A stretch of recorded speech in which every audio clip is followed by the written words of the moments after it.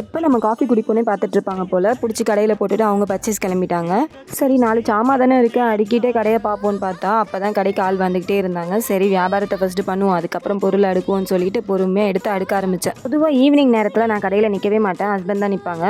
ஏன்னா evening time ஃபுல்லாக Joel குட்டிக்கு தான் என்னுடைய டைம் சரியாக இருக்கும். வீட்டு வேலை, அவனை படிக்க வைக்கிறது, இப்படியே எனக்கு டைம் சரியாக போயிடும். ஆதி சாமா அடுக்கிறதுக்குள்ளே டயர்ட் ஆகிட்டேன். தண்ணியை குடிச்சிட்டு மீதி கண்டினியூ பண்ணுறதுக்குள்ளே ஹஸ்பண்ட் வந்துட்டாங்க.